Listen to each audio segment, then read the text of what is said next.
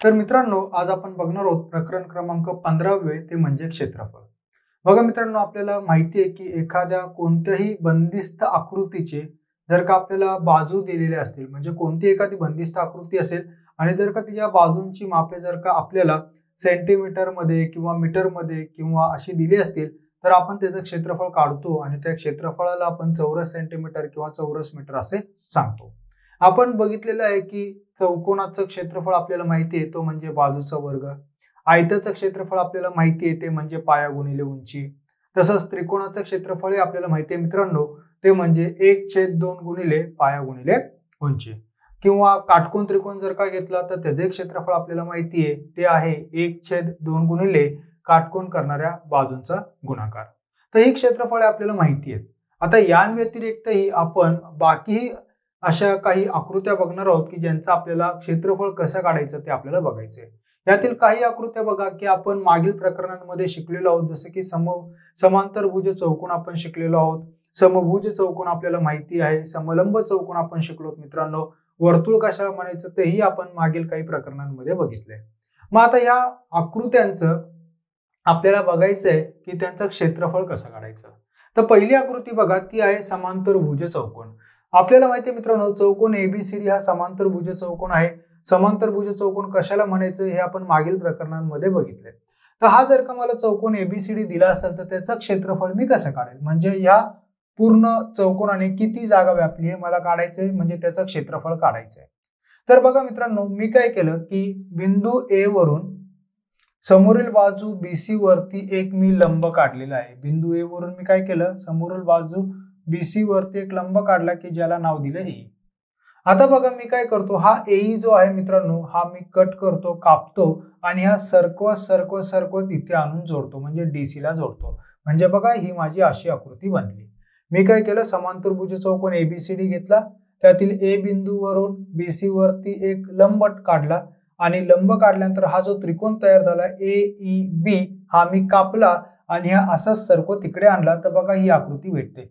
एई जवळ कट केल्यामुळे, कापल्यामुळे एई ही सरळ बाजू झाली.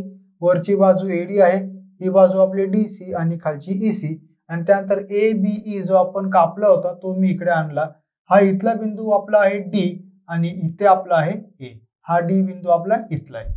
मग आता बघा आपण हा कट केलेला भाग, कापलेला भाग आपण ज्यावेळेस इकडे आणला आणि इथे जर का मी जोडला, तर बघा मित्रांनो, तुम्ही बघू शकता एक असा आयत तयार होतोय. बघा ए, इथे डी, इथे ई आणि इथे बघा असा एक काय होतो मित्रांनो, एक आयत तयार होतोय.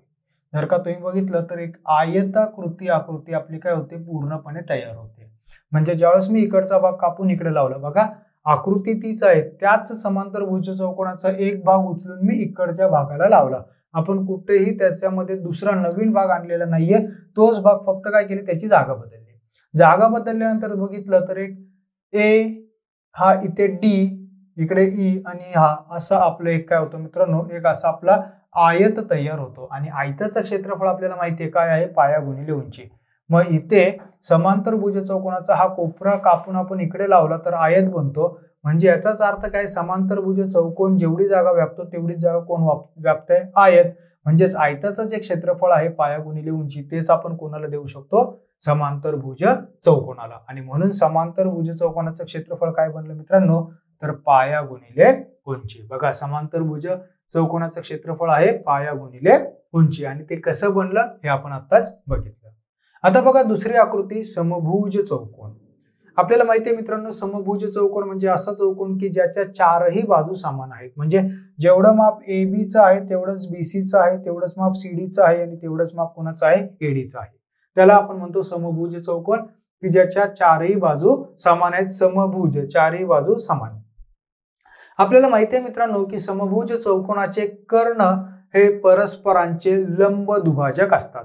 बघा समभुज चौकोन एबीसीडीचे कर्ण आहेत, कर्ण बीडी आणि कर्ण एसी हे परस्परांचे लंब दुभाजक आहेत आणि ते एकमेकांना, परस्परांना बिंदू पी मध्ये छेदतात आणि तिथे ते एकमेकांना दुभागतात म्हणजे दोन समान भाग करतात.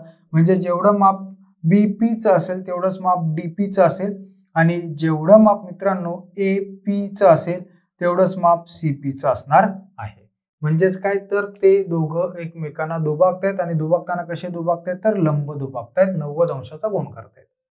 मग जर का इथे बघितलं मित्रांनो, या आकृतीमध्ये आपल्याला 4 त्रिकोण भेटतात. पहिला त्रिकोण APB, दुसरा त्रिकोण BPC, तिसरा आहे CPD आणि चौथा त्रिकोण आहे त्रिकोण APD. आणि जर का बघितलं तर चारही जे त्रिकोण आहेत ते काटकोन त्रिकोण आहेत, कारण कर्ण एकमेकांना 90 अंशामध्ये छेदतायत आणि 90 अंशामध्ये छेदल्यामुळे तिथे काटकोन त्रिकोण तयार झाले.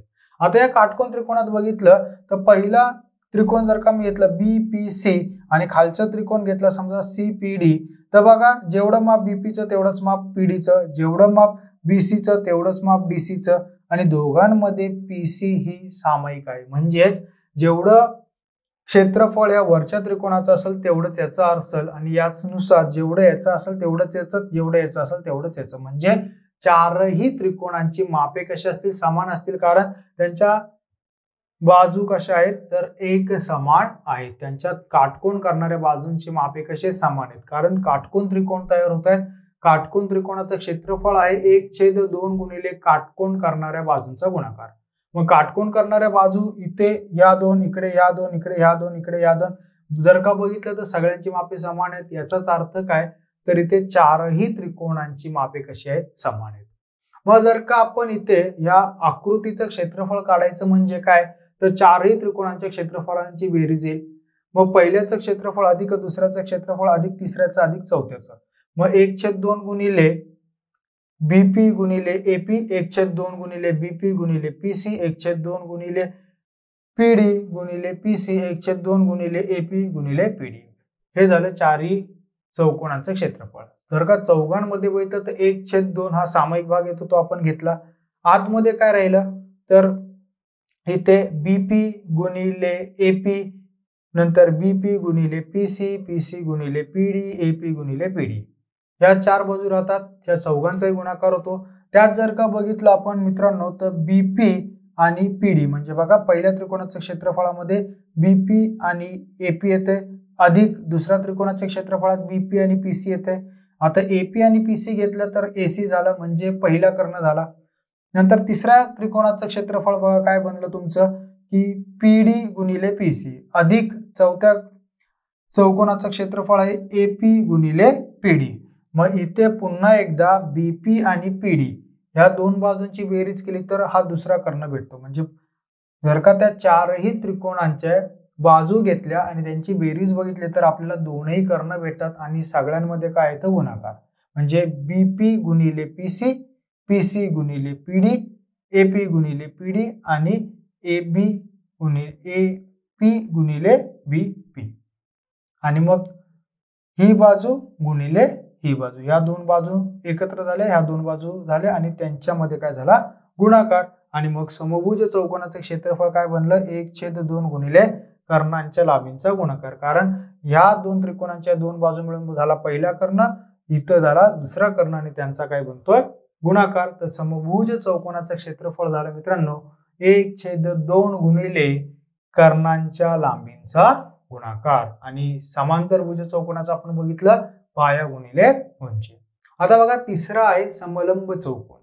समलंब चौकोन मित्रांनो आपल्याला माहिती आहे अशी आकृती की जिच्या कोणत्याही फक्त दोन समोरासमोरील बाजू समांतर असतात, बाकी दुसऱ्या दोन बाजू समांतरही नसतात, एकरूपही नसतात. मग चौकोन ABCD मध्ये बाजू AB जी आहे आणि बाजू DC या कशा आहेत तर एकमेकांना समांतर. या दोन बाजू चौकोन ABCD मध्ये कशा आहेत समांतर.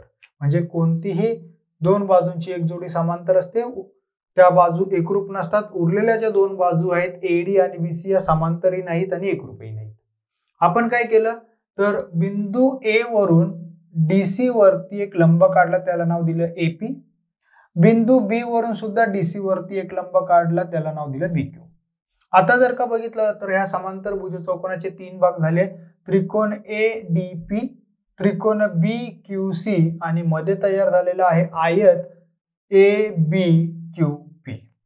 आता बघा जर का ह्या पहिली आकृती, दुसरी आकृती आणि तिसरी आकृती तिघांच्या क्षेत्रफळांची बेरीज केली तर समलंब चौकोनाचं क्षेत्रफळ मिळेल. मग पहिलं आहे त्रिकोण APDचं क्षेत्रफळ म्हणजे काय 1/2 गुणिले AP गुणिले DP. बघा त्याचं क्षेत्रफळ काय आलं 1/2 गुणिले मित्रांनो AP गुणिले DP अधिक आयताचं क्षेत्रफळ आपल्याला माहिती आहे पाया गुणिले उंची. पाया मी घेतला PQ, उंची बघा BQ सुद्धा चालेल AP सुद्धा चालेल, आपण घेतली समजा AP. त्यानंतर अधिक तिसरा जो त्रिकोण आहे किंवा आकृती त्याचं बघा 1/2 गुणिले पाया आहे QC आणि उंची आहे BQ. आता AB आणि DC एकमेकांना समांतर आहेत, याचाच अर्थ काय जेवढं माप APचं असेल तेवढंच माप कुणाचं असेल BQचं आणि दोघांना मी काय म्हणतो H, दोघांची उंचीला काय म्हणतो H. मग इथे बघा याच्यामध्ये 1/2 जो आहे मित्रांनो तो काय झाला या दोघांमध्ये बघा 1/2 काय झाला आपण सामायिक काढला 1/2. त्यानंतर बघा इथे आपण 1/2 आला AP म्हणजे H. नंतर इथे बघा हा BQ म्हणजे पण H म्हणजे AP हा H आहे, BQ सुद्धा काय आहे H आहे. पुन्हा इथे पण AP काय आहे तुमचा H आहे, म्हणजे तिघांमध्ये पुन्हा सामायिक कोणाला H. मग 1/2 गुणिले H मी बाहेर घेतलं. आत काय राहिलं इथून 1/2 गुणिले AP आलेलं आहे, AP म्हणजेच H. आत राहिलेला आहे DP. इथून AP बाहेर आलंय, AP म्हणजे कोण H, H बाहेर आलंय. आत कोण राहिलं अधिक PQ आणि इथे बघितलं तर 1/2 बाहेर आलाय, BQ म्हणजे H तोही बाहेर आलाय. राहिले कोण QC म्हणजे अधिक QC आत राहिले. मग इथे झालं काय 1/2 गुणिले DP अधिक PQ अधिक QC. बघा DP अधिक PQ अधिक QC. मग DP अधिक PQ अधिक QC म्हणजे काय झाली ही पूर्ण बाजू, समांतर बाजूच्या लांबीची बेरीज. ही जी समांतर बाजू आहेत त्यांच्या लांबींची बेरीज ही झाली पूर्ण बाजू. समांतर बाजूची जी लांबी आहे तिची काय झाली आपण बेरीज केली, लांबीची बेरीज. हा तुकडा अधिक हा तुकडा अधिक हा तुकडा म्हणजे हा पूर्ण काय झाला तुमचा DC. बघा हा पूर्ण काय झाला मित्रांनो तुमचा DC आणि हा गुणिले H तसाच म्हणजेच काय 1/2 हा DC म्हणजे काय तर समांतर बाजूच्या लांबींची बेरीज आणि हा H म्हणजे काय आहे तर उंची. तर बघा समांतर भुज चौकोन झाला, समभुज चौकोन झाला आणि आता समलंब चौकोन. तर समलंब चौकोनाचे क्षेत्रफळ बरोबर 1/2 गुणिले समांतर बाजूच्या लांबींची बेरीज, ज्याला आपण शॉर्टकट मध्ये स बा ला बे म्हणूया. समांतर बाजूच्या लांबींची बेरीज स बा ला बे गुणिले उंची. तर हे झालं आपलं तिसरं. आता बघा त्रिकोण. त्रिकोणाचं आपल्याला माहिती आहे 1/2 गुणिले पाया गुणिले उंची. परंतु ते जर का ज्यावेळेस तुम्हाला त्या त्रिकोणाचा पाया माहिती आणि उंची माहिती आहे तर आता समजा मित्रांनो तुम्हाला पाया आणि उंची नाही माहित, तुम्हाला त्यांनी त्रिकोणाच्या तीनही बाजूंची मापे दिली आहेत. असं समजा की त्यांनी त्रिकोणाच्या तीनही बाजूंची मापे दिलेली आहेत आणि त्याची परिमिती दिली आहे की ज्या परिमितीला आपण काय म्हटलेलं आहे S. मग जर का तुम्हाला त्रिकोणाच्या तिन्ही बाजूंची मापे दिलीत आणि परिमिती दिली आहे तर मग त्रिकोणाचं क्षेत्रफळ कसं काढायचं. तर बघा त्यासाठी आपण परिमिती काढणार. आता परिमिती असते आपली P, हा S झाला आपला मित्रांनो अर्ध परिमिती. हा S काय झाला आपला अर्ध परिमिती. मग अर्ध परिमिती आपण कसं घेणार तर त्रिकोणाच्या तिन्ही बाजूंची बेरीज छेद 2 तो झाला आपला अर्ध परिमिती. म्हणजे त्रिकोणाचं क्षेत्रफळ काढताना आपण काय केलं तिन्ही बाजू दिल्यात त्याच्यावरून आपण काय काढली अर्ध परिमिती काढली. कशी तर तिन्ही बाजूंची बेरीज छेद 2 केलं त्याला नाव दिलं S, तो झाला आपला अर्ध परिमिती. आणि मग आता अर्ध परिमिती भेटल्यानंतर त्याच्यावरून आपण त्रिकोणाचं क्षेत्रफळ कसं काढतोय तर वर्गमुळामध्ये बघा वर्गमुळामध्ये S म्हणजे तो अर्ध परिमिती गुणिले S वजा A पहिली बाजू म्हणजे S म्हणजे अर्ध परिमिती गुणिले S वजा A अर्ध परिमिती वजा पहिली बाजू गुणिले अर्ध परिमिती वजा दुसरी बाजू गुणिले अर्ध परिमिती वजा तिसरी बाजू म्हणजेच वर्गमुळामध्ये S पहिल्या कंसात S वजा A दुसऱ्या कंसात S वजा B आणि तिसऱ्या कंसात S वजा C. आता बघा पाचवी आकृती ते म्हणजे वर्तुळ. वर्तुळाचं क्षेत्रफळ कसं काढायचं. बघा मित्रांनो वर्तुळामध्ये सर्वात महत्वाचा घटक कोणता आहे तर तो आहे त्याची त्रिज्या म्हणजे R. ठीक आहे, त्याची त्रिज्या जिला आपण आर म्हणतो. आर म्हणजे रेडियस, म्हणजे त्याची त्रिज्या. तर वर्तुळाचं क्षेत्रफळ काढण्याचं सूत्र कोणतं आहे मित्रांनो, तर ते आहे पाय गुणिले त्रिज्येचा वर्ग. बघा, पाय गुणिले त्रिज्येचा वर्ग, पाय आर वर्ग. पाय आर वर्ग हे आहे आपलं वर्तुळाचं क्षेत्रफळ. तर बघा मित्रांनो, आतापर्यंत आपण 5 आकृत्यांचं क्षेत्रफळ बघितलं. ते म्हणजे समांतरभुज चौकोनाचं क्षेत्रफळ पाया गुणिले उंची, समभुज चौकोनाचं क्षेत्रफळ 1/2 गुणिले कर्णाच्या लांबींचा गुणाकार, समलंब चौकोनाचे क्षेत्रफळ म्हणजे 1/2 गुणिले समांतर बाजूच्या लांबींची बेरीज गुणिले उंची, त्रिकोणाचं क्षेत्रफळ जर का परिमिती किंवा अर्धपरिमिती जर का तुम्हाला दिली असेल तर ती अर्धपरिमिती काढायची, त्यासाठी तिन्ही बाजूंची बेरीज छेद 2 आणि मग त्यानंतर क्षेत्रफळ येतं वर्गमुळामध्ये s गुणिले s वजा a दुसऱ्या कंसात s वजा b गुणिले तिसऱ्या कंसात s वजा c, आणि वर्तुळाचं क्षेत्रफळ दिलं असेल किंवा वर्तुळ दिलं असेल तर त्याचं क्षेत्रफळ आपण काढणार पाय आर वर्ग. आता त्यानंतर अजून एक आहे ते म्हणजे बघा मित्रांनो की अनियमित आकृती असेल. अनियमित आकृती म्हणजे काय की अशी आकृती की जिचा आकार ठरवता येत नाही. अशी आकृती की जिचा आकार ठरवता येत नाही. मग त्यावेळेस काय करायचं, तर त्या आकृतीचं जर का शक्य असेल तर ह्या 5 पैकी तिचे किती प्रकार करता येतील ते करायचं. म्हणजे जसं आपण समलंब चौकोनाचे बघा 3 भाग केले, पहिला त्रिकोण, दुसरा आयत, तिसरा त्रिकोण, आणि मग त्या तिघांच्याही आपण क्षेत्रफळांची बेरीज केली. त्याच पद्धतीने अनियमित आकृती दिली असेल तर त्या अनियमित आकृतीला अशा किती भागांमध्ये आपल्याला करता येईल ते आपल्याला बघायचे, आणि जेवढे भाग बनतील त्या सर्व भागांच्या क्षेत्रफळांची आपल्याला काय करायची, तर बेरीज करायची. म्हणजे ते काय निघतं, तर अनियमित आकृतीचं क्षेत्रफळ.